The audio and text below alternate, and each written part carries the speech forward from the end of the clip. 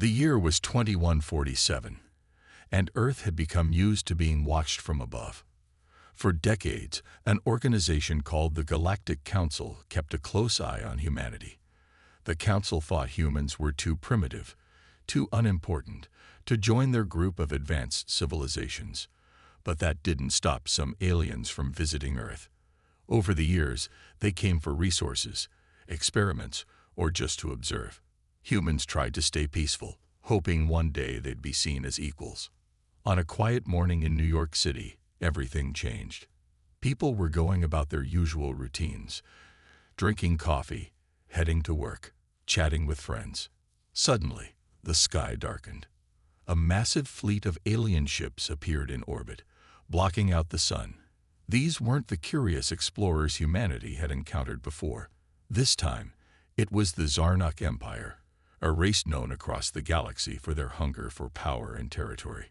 Among the millions watching the skies was Jack Harper, a skilled engineer who worked on Earth's early defense projects.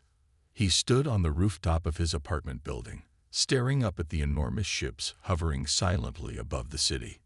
His mind raced. What did they want? Were they here to talk or to fight? At the same time, Rachel Dawson, a diplomat known for her calm demeanor, was in Washington, D.C., preparing for a meeting with international leaders. When news of the alien fleet reached her, she immediately began making calls, trying to figure out what was happening. "We need to communicate," she told anyone who would listen. "If we act aggressively, this could end badly." But the Zarnoks gave no chance for dialogue. Without warning, beams of energy shot down from their ships, striking cities around the world. Explosions rocked New York, Tokyo, London, and Sydney. Buildings crumbled, fires spread, and chaos erupted. Millions died in an instant. It was an attack unlike anything humanity had ever faced. Jack ran back inside his apartment, grabbing his emergency bag. He knew Earth wasn't ready for something like this. The military had been working on defenses, but nothing strong enough to take on an alien armada. Still, he refused to give up. As he headed toward the subway station, he saw people running in panic, screaming, crying. The streets were filled with smoke and debris. Despite the fear all around him, Jack felt a spark of determination. If anyone could find a way to fight back, it was him. Rachel, meanwhile, was doing everything she could to keep order. She rushed to the United Nations headquarters in Geneva, where leaders from around the globe were gathering.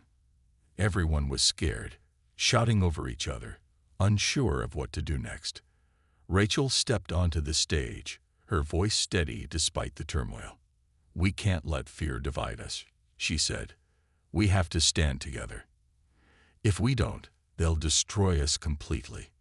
Her words calmed some of the crowd, but others remained skeptical. "What can we do?" one leader asked. "They're far more advanced than we are." Rachel didn't have an answer, but she knew someone who might.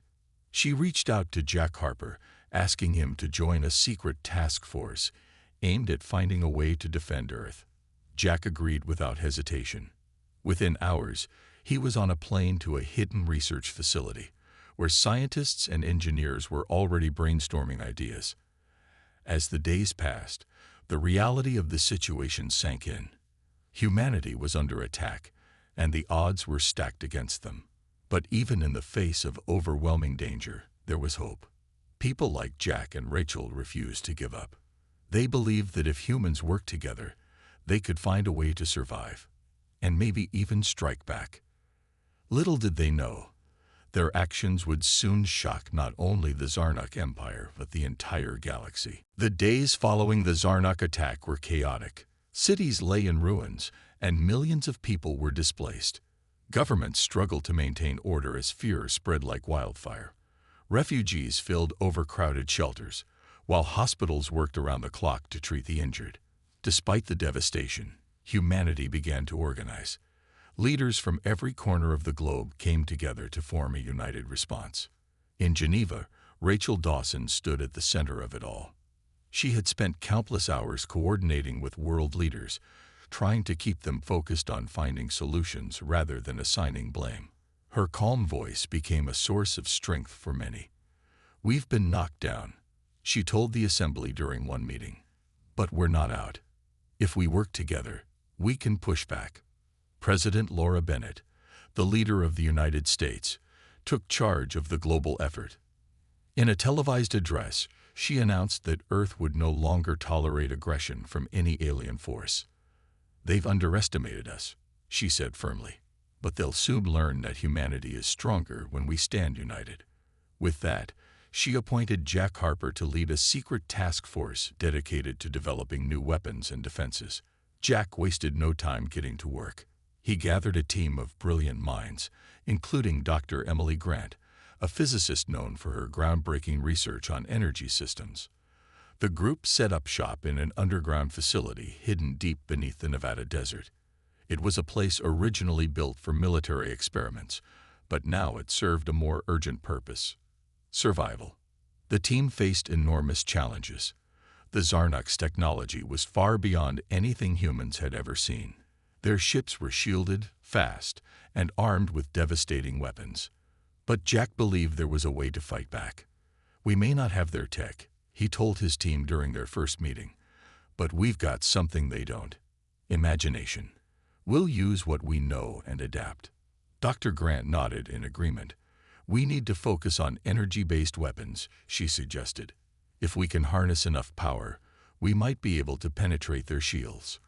Her idea sparked excitement among the team.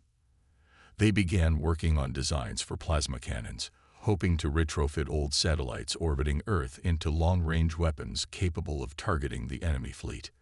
While Jack and his team worked tirelessly, Rachel continued her efforts on the diplomatic front. She reached out to alien ambassadors who had ties to Earth, seeking allies against the Zarnaks.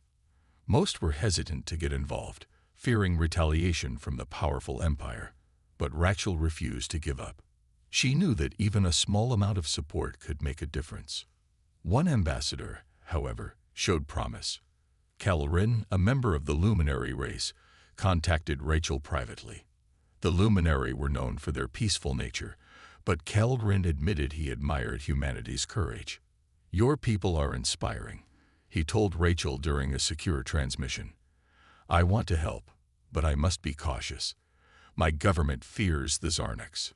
Rachel understood his position. "Anything you can offer will be valuable," she assured him. Even information about their weaknesses could save lives. Calrin agreed to share what he knew, though he warned that it wouldn't be much. Still, it was a start. Back at the research facility, progress was slow but steady. Jack and his team managed to salvage parts from crashed Zarnak scout ships, reverse engineering them to better understand how their technology worked. Every breakthrough brought renewed hope. Captain Alex Monroe, a skilled pilot assigned to test modified fighter jets, joined the team to provide feedback on their designs. His experience proved invaluable as they prepared for their first real test. As the days turned into weeks, morale remained high despite the odds. Jack reminded his team why they were fighting, not just for themselves, but for everyone on Earth. "This isn't just about revenge," he said during a late-night meeting. "It's about proving that we belong in this galaxy, that we're worth respecting." Rachel shared the same sentiment.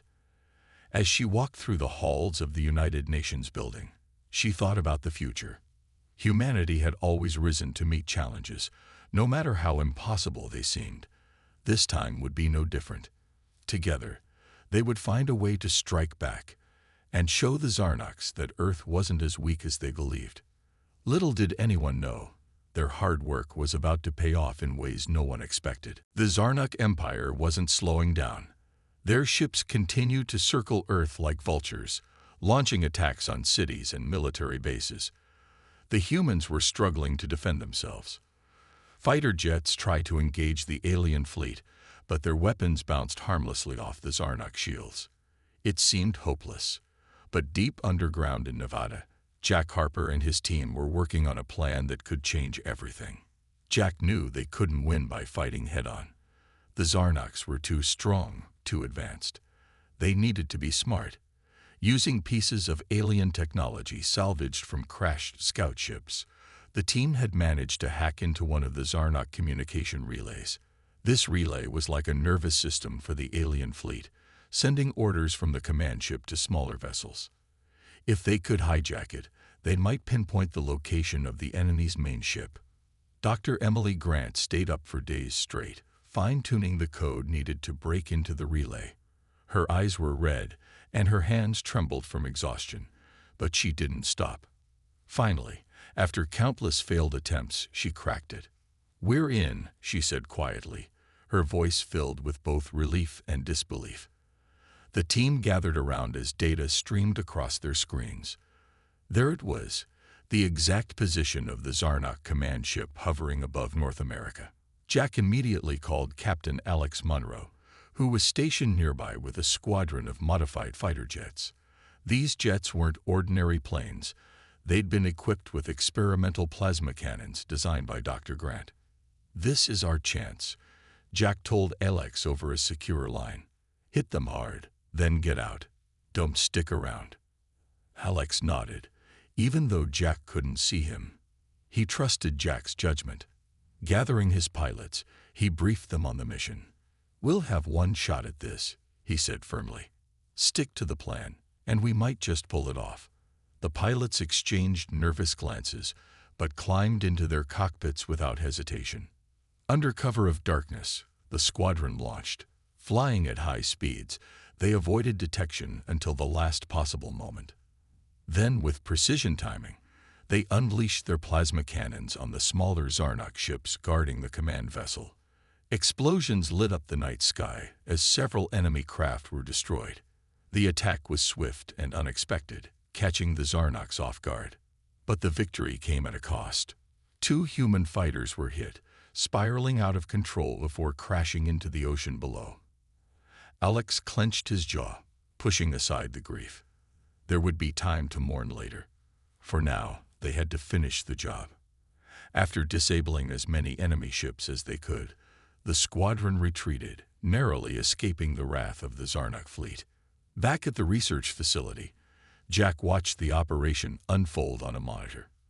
His heart raced as he saw the explosions light up the screen. When the pilots returned safely, he allowed himself a small smile. It wasn't a decisive win, but it proved something important. Humanity could fight back. Rachel Dawson heard about the attack during a meeting with world leaders. At first, there was silence as everyone processed the news. Then, cheers erupted. For the first time since the invasion began, people felt a flicker of hope. Rachel stood up, raising her hands to quiet the room. "This is only the beginning," she reminded them. "We've shown them we won't go down without a fight, but we still have a long way to go." Commander Vraxtal, leader of the Zarnok forces, was furious when he learned what had happened. He hadn't expected such resistance from a species he considered inferior. Sitting in his command chair aboard the flagship, he growled an order to his officers. "Find the source of that attack and destroy it. Crush them completely." His words sent shivers through the Zarnok crew, but also sparked fear among their ranks. Humanity had surprised them once. Could they do it again? As dawn broke over Earth, Jack and his team celebrated their small victory. But none of them relaxed for long. They knew the Zarnoks wouldn't forgive or forget. The real battle was just beginning. News of Earth's daring attack spread quickly, not just across the planet, but throughout the galaxy. The Zarnok Empire wasn't used to being challenged, let alone struck by a species they considered weak and primitive. For many alien civilizations, the story of humanity's resistance was both shocking and inspiring. Some dismissed it as a fluke, a desperate act that would soon be crushed. Others, however, saw something more, a spark of defiance that reminded them of their own struggles against oppression.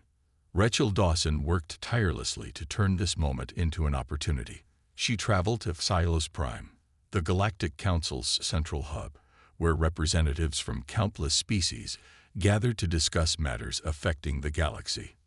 Rachel knew she had to make her case carefully. Many of these aliens looked down on humans, seeing them as unimportant and unworthy of attention. But Rachel believed she could change their minds. Standing before the council, Rachel delivered a speech that came straight from her heart. "The Zarnok Empire has shown its true nature," she began, her voice steady despite the weight of the moment. "They claim to bring order, but all they bring is destruction. They've attacked innocent people, not just on Earth, but on other worlds too. If we don't stand together now, who will stop them next?" Her words resonated with some members of the council, especially those who had suffered under Zarnok rule. Among them was Kellerin, the luminary ambassador who had already reached out to Rachel privately. After her speech, he approached her in the council chambers. "You've made a powerful argument," he said softly, "but words alone won't win you allies. Let me help you." Kellerin shared vital information about the Zarnok's weaknesses. He revealed that their shield technology required massive amounts of energy, leaving their ships vulnerable during recharge cycles. He also hinted at fractures within the Empire itself, suggesting that some factions might be willing to betray Commander Vraxtal if given the right incentive. Rachel thanked him, knowing this intelligence could give humanity an edge. Meanwhile, back on Earth, Jack Harper and his team faced growing challenges. Supplies were running low, and fatigue was taking its toll. The underground facility buzzed with activity day and night, but progress was slower than anyone liked. Dr. Emily Grant pushed herself harder than ever, determined to improve their plasma cannons. "We can't afford mistakes," she told Jack during one late-night brainstorming session. "Every shot counts." To keep morale high, Lieutenant Sarah Mitchell organized training exercises for the pilots and ground teams.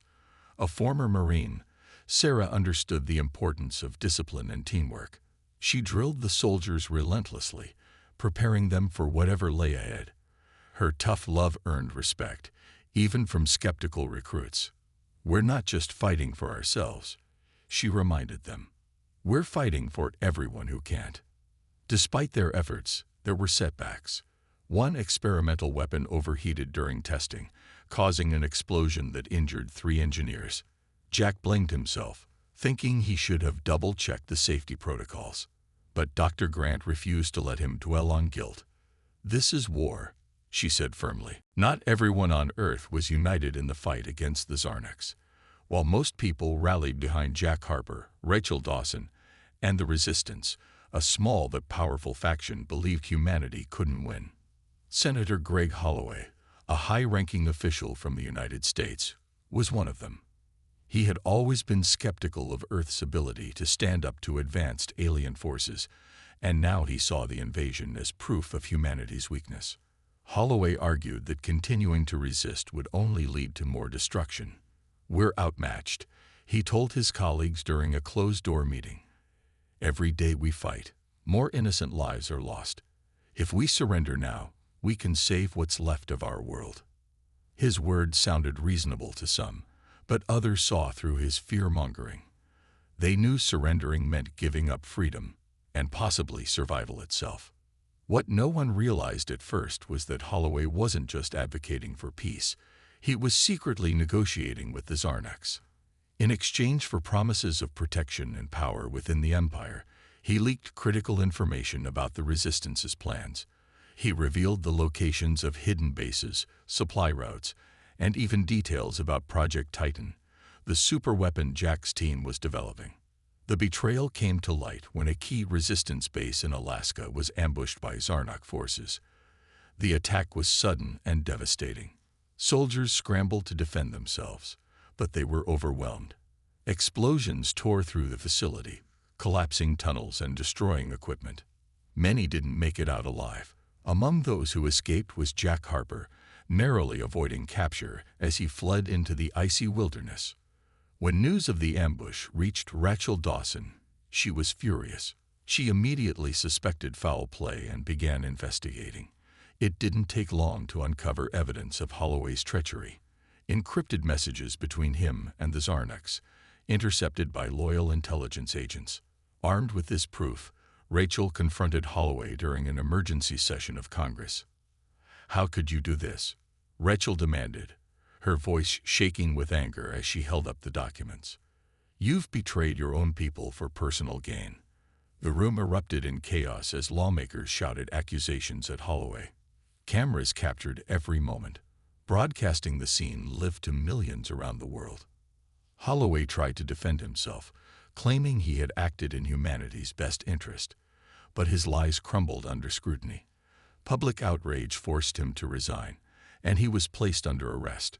Still, the damage had already been done. The loss of the Alaska base set back the resistance significantly, costing valuable resources and lives. Jack returned to the main facility in Nevada, battered but determined. He blamed himself for not seeing the betrayal coming. If I'd been more careful, those people might still be alive. He muttered to Dr. Emily Grant during a quiet moment. But Emily didn't let him wallow in guilt. "This isn't your fault," she said firmly. "We all trusted him.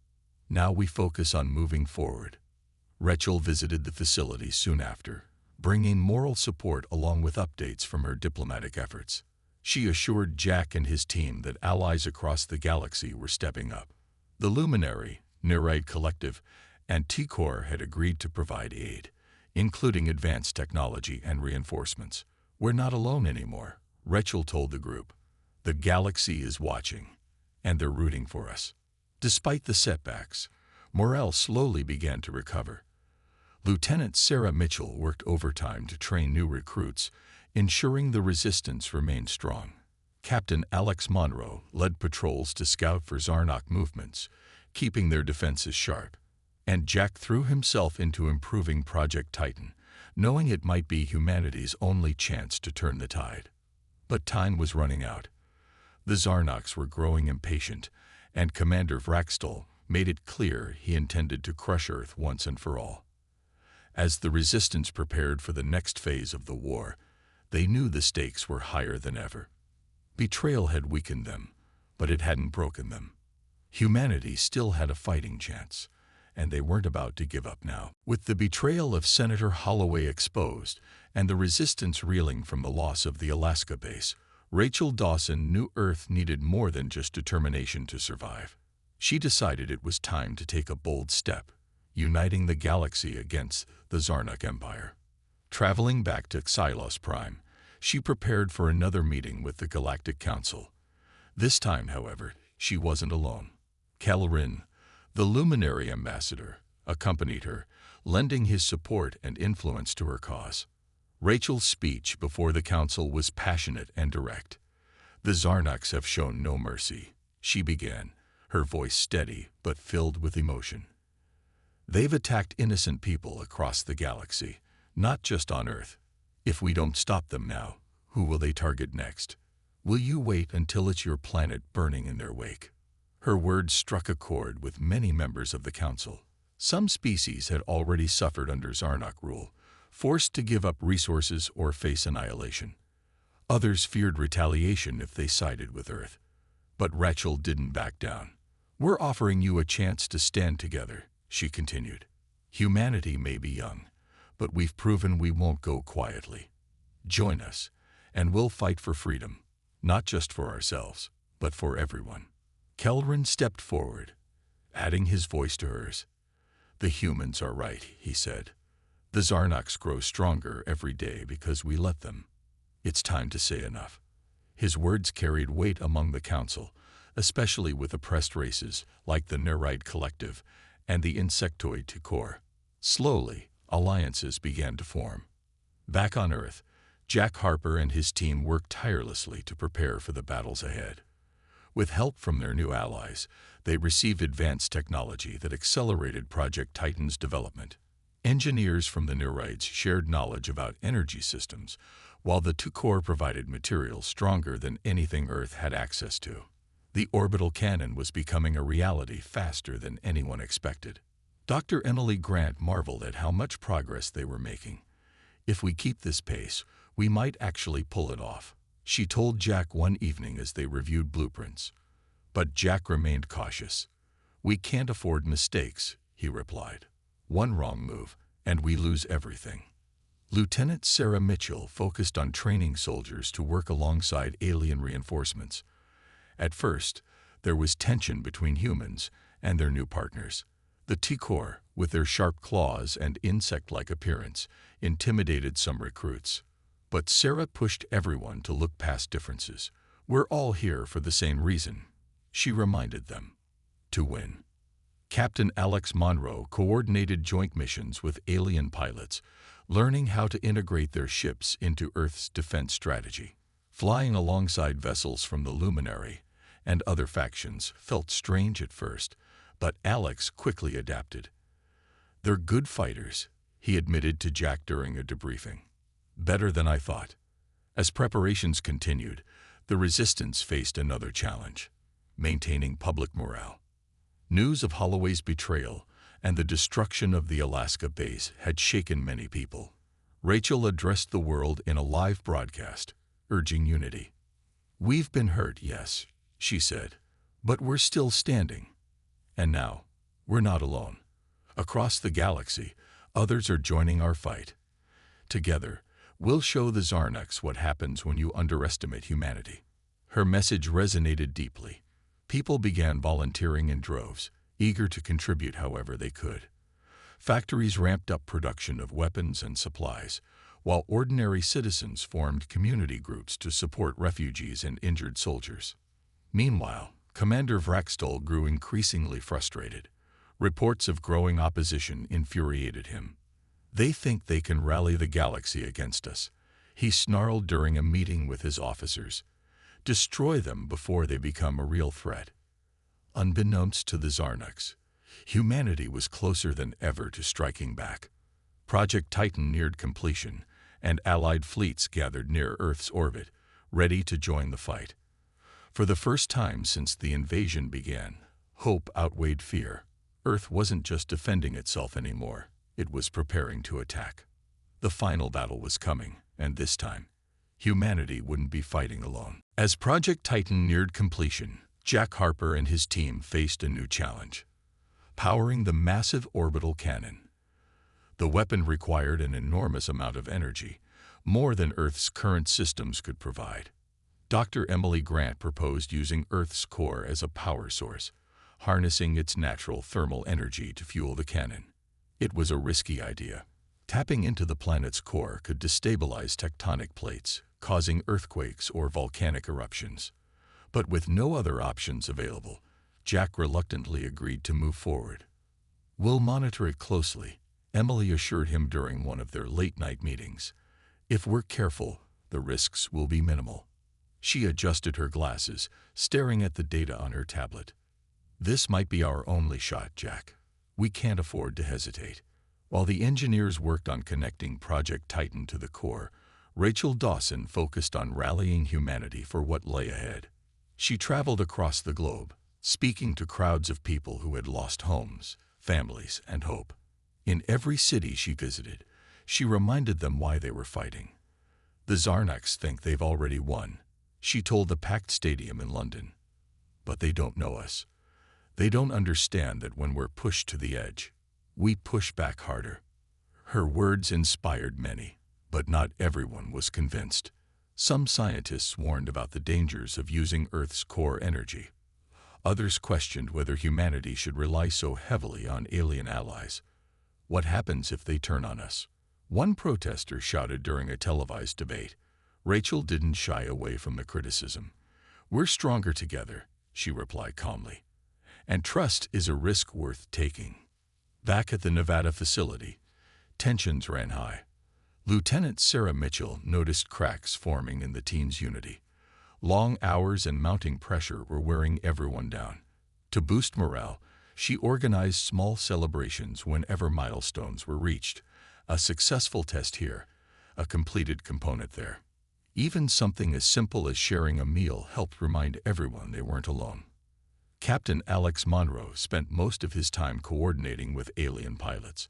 Flying alongside species like the Luminary and T-Corps had been awkward at first, but now it felt almost natural. During one training exercise, Alex found himself laughing with a T-Corps pilot over a shared near miss. "You're not so bad," he joked through the translator device. The insectoid clicked its mandibles in response. A gesture Alex learned meant amusement. Despite these moments of camaraderie, the looming threat of war weighed heavily on everyone. Commander Vraxtal had grown impatient and ordered a full-scale invasion of Earth. Cities burned as Zarnok ground troops deployed en masse, overwhelming local defenses. Civilians joined the resistance, sabotaging supply lines and rescuing wounded soldiers. The streets became battlegrounds, with humans using guerrilla tactics to fight back. Jack pushed himself harder than ever, knowing time was running out. He barely slept, surviving on coffee and adrenaline. One night, as he stared at the glowing schematics of Project Titan, Emily approached him. "You need rest," she said gently. "You're no good to anyone if you collapse." "I can't stop now," Jack replied, his voice hoarse. "Every second counts." Emily sighed but didn't argue. Instead, she handed him a cup of tea. "At least drink this. You'll feel better." The next day brought both progress and setbacks. A critical component of the cannon malfunctioned during testing, forcing the team to rebuild it from scratch. At the same time, reports came in that Zarnok forces had breached Earth's last major stronghold in Europe. Morale plummeted, but then Rachel arrived unexpectedly at the facility. She walked into the control room, her face streaked with dirt, but her eyes blazing with determination. "We're not done yet," she said firmly. "Not by a long shot." Her presence reignited the team's spirit. For the first time in days, laughter echoed through the halls. Jack smiled faintly, realizing Rachel was right. Humanity wasn't just fighting for survival anymore. They were fighting for a future where fear wouldn't dictate their lives.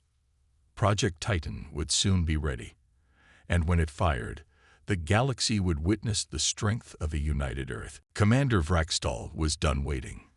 The Zarnok leader had grown tired of humanity's resistance, which he saw as nothing more than a nuisance that needed to be crushed. From his command ship hovering above Earth, he issued orders for a final, overwhelming assault. "We will erase them from existence," he declared, his voice cold and sharp. "No mercy, no survivors." The invasion began with terrifying speed. Zarnok ground forces descended in waves, targeting key cities and military installations.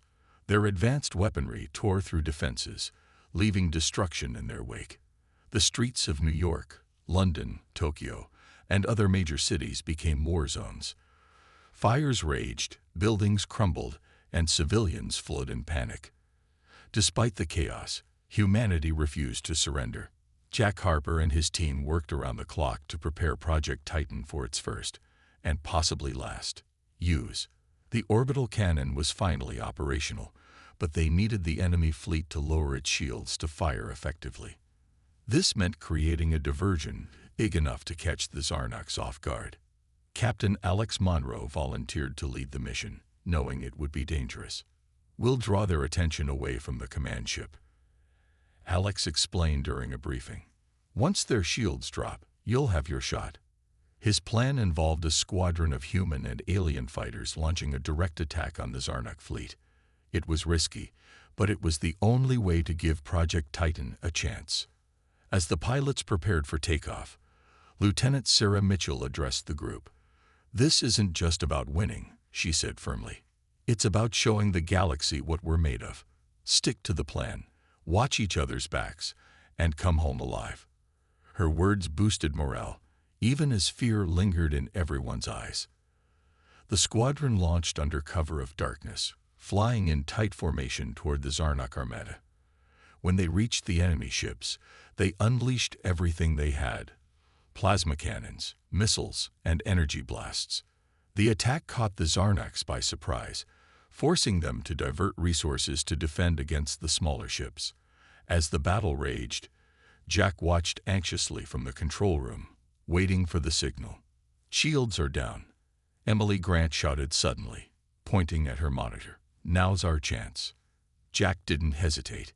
He activated Project Titan, aiming the massive orbital cannon at the Zarnok command ship. With a deafening hum, the weapon charged, glowing brighter with each passing second. Then, with a blinding flash, it fired. A concentrated beam of energy shot through space, piercing the heart of the Zarnok flagship. The explosion lit up the sky, sending shockwaves through the alien fleet. On board the command ship, Commander Vraxtal stared in disbelief as alarms blared and systems failed.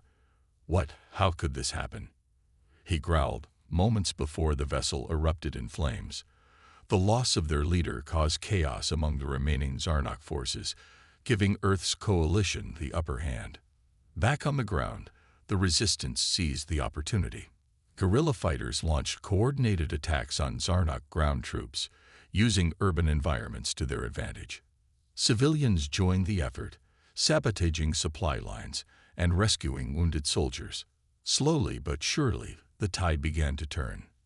Rachel Dawson watched the events unfold from a secure bunker, tears streaming down her face. She felt a mix of emotions, relief, pride, and sorrow for those who had sacrificed so much. Humanity had struck back, proving to the galaxy that they were far stronger than anyone expected. But the fight wasn't over yet. While the Zarnoks were weakened, they weren't defeated. Jack knew Earth couldn't afford to celebrate just yet. "We've bought ourselves some time," he told his team. "But we need to stay ready. They'll regroup, and when they do, we'll need to be stronger than ever." As dawn broke over the battered planet, Rachel stepped outside, looking up at the sky. For the first time in months, there was hope. Humanity had shown the galaxy what it meant to stand together. And though the road ahead would be difficult, Rachel believed they could rebuild, not just Earth, but a brighter future for all. The destruction of the Zarnok command ship sent shockwaves through their fleet. Without Commander Vraxtal to lead them, the remaining ships fell into disarray. Some retreated, fleeing Earth's orbit in fear of another devastating attack. Others tried to regroup, but without clear orders, their efforts were clumsy and ineffective. For the first time since the invasion began, humanity had the upper hand. Jack Harper stood in the control room of the Nevada facility, staring at the monitors showing the retreating alien ships. He felt a mix of relief and exhaustion. Project Titan had worked, better than anyone had hoped, but he knew this wasn't the end. "They'll be back," he muttered to Dr. Emily Grant, who was busy analyzing the data from the orbital cannon. "This was just one battle. The war isn't over." Emily nodded, her face pale but determined. "We've proven we can fight them," she said. "Now we need to make sure we're ready for whatever comes next." She turned back to her work, already thinking about ways to improve the cannon's efficiency and range. Meanwhile, Rachel Dawson traveled to the Galactic Council's headquarters on Silos Prime. News of Earth's victory had spread quickly, and representatives from across the galaxy were eager to hear what humanity would do next. When Rachel stepped onto the council floor, the room fell silent. All eyes were on her as she began to speak. "We didn't win this fight alone," she said, her voice steady and clear. "Alien allies stood with us when we needed help most. Together, we showed the Zarnok Empire that oppression will not go unchallenged. But this is only the beginning. If we want peace, we must unite, not just against threats, but for a better future." Her words resonated deeply with many members of the council. Oppressed species saw humanity's defiance as a turning point, proof that even the smallest voices could spark change. The luminary ambassador, Kellerin, publicly praised Earth's courage, calling it an inspiration to all.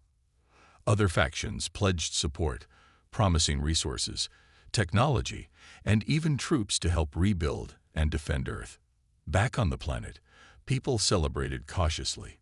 Cities still lay in ruins, and millions mourned loved ones lost during the invasion. But there was a new sense of hope. Civilians and soldiers alike worked side by side to clean up debris, repair infrastructure, and care for the wounded. Lieutenant Sarah Mitchell coordinated rescue missions, ensuring no one was left behind. "We've got a lot of work ahead of us," she told her team. "But if we stick together, we'll get through this." Captain Alex Monroe returned from space bruised but alive, his fighter jet barely holding together after the intense battle.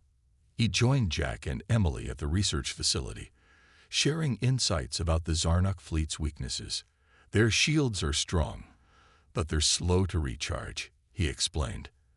"If we hit them hard enough, we can take them down before they recover." As days passed, the resistance focused on preparing for future conflicts. Jack led efforts to upgrade Earth's defenses, incorporating alien technology into existing systems. Scientists from allied species collaborated with human engineers, creating hybrid weapons and armor far more advanced than anything Earth had before. It was a testament to what could be achieved when different races worked together. Rachel continued her diplomatic work, building alliances and spreading Earth's message of unity. She invited ambassadors to visit the planet, showing them firsthand how humanity had risen from near destruction. "We're not perfect," she admitted during one meeting, "but we're learning, and we're willing to share what we have with those who stand beside us." Commander Vraxtal's death marked a turning point, not just for Earth but for the entire galaxy. The Zarnuk Empire, once feared and untouchable, now faced rebellion within its own ranks. Rumors spread of factions refusing to follow orders, questioning their leaders' decisions. Humanity's victory had planted seeds of doubt that could grow into something much bigger. As night fell over Earth, Rachel stood outside the United Nations building, gazing at the stars. Jack joined her, carrying 2 cups of coffee. "You did good," he said softly. "We all did." Rachel smiled faintly. "This isn't about us," she replied. "It's about everyone who believed we could make a difference. Now we have to keep going. There's still so much to do." Together, they looked up at the sky, knowing the galaxy would never see Earth, or humanity, the same way again. Whatever challenges lay ahead, they were ready to face them. Side by side, the Zarnuk Empire retreated, humiliated and broken. Their once unstoppable fleet limped back to their territory, leaving Earth's skies clear for the first time in months. The victory was bittersweet. Cities lay in ruins, millions had died, and scars of war would take generations to heal. But humanity had proven something vital. They were not powerless. They could fight back, even against overwhelming odds. Rachel Dawson stood before the Galactic Council one final time. Her voice carried strength as she addressed the assembly. "Earth is no longer a passive observer in this galaxy," she said firmly. "We've earned our place among you, not because we asked for it, but because we fought for it. If anyone doubts our resolve, let today be a reminder." Her words sparked applause from many council members, especially those who had supported Earth during its darkest hours. For the first time in history, Earth was granted provisional membership in the Galactic Council. It wasn't full equality yet, but it was a start, a recognition that humanity deserved respect. Back on Earth, Jack Harper and his team worked tirelessly to rebuild. Project Titan remained active, now serving as both a defensive weapon and a symbol of human ingenuity. Engineers continued refining its design, ensuring it could protect the planet if needed. Dr. Emily Grant pushed for new projects, including advanced energy systems that could power cities without harming the environment. "We've seen what happens when we push too far," she told Jack during a meeting. "Let's use this chance to build smarter." Lieutenant Sarah Mitchell focused on training a new generation of soldiers, teaching them not just how to fight, but also how to work alongside alien allies. The resistance had become a coalition, with humans and aliens standing shoulder to shoulder. Captain Alex Monroe spent his days flying joint patrols with Luminary and T-Corps pilots, keeping watch over Earth's borders. "Feels strange having friends out there instead of enemies," he joked one evening, gesturing at the stars. Despite the progress, challenges remained. Earth's economy was in shambles, and rebuilding efforts required resources the planet didn't have. Rachel worked with Kelleran and other ambassadors to secure aid from allied species. In return, Earth shared its own advancements, particularly in artificial intelligence and quantum computing. Humanity's creativity impressed their new partners, proving that collaboration benefited everyone. But peace wasn't guaranteed. News trickled in about unrest within the Zarnuk Empire. Some factions wanted revenge, while others called for reform. Commander Vraxtal's death had left a power vacuum, and no one knew who or what would rise to fill it. Jack reminded his team to stay vigilant. "We've won a battle," he said during a briefing. "But the galaxy is still dangerous. We can't let our guard down." As weeks turned into months, Earth began to recover. Refugees returned to their homes, businesses reopened, and children played in streets that had once been battlegrounds. Memorials were built to honor those who had given their lives, ensuring their sacrifice would never be forgotten. One evening, Rachel visited Jack at the Nevada facility. They walked together under the desert sky, looking up at the stars. "Do you think we'll ever really belong out here?" Jack asked quietly. Rachel smiled. "We already do," she replied. "It's not about fitting into someone else's rules. It's about showing the galaxy who we are and what we're capable of." Jack nodded, feeling a sense of pride he hadn't expected. Humanity had come so far in such a short time. They weren't perfect, but they were learning. Together, they had faced an empire and won. And now, with allies by their side, they were ready to face whatever came next. As they stood there, two figures united by hope and determination, the future felt uncertain, but full of possibilities. Earth had struck back, earning its place among the stars. And though new threats loomed on the horizon, one thing was certain: humanity would meet them head-on, proving again and again that they belonged in the galaxy.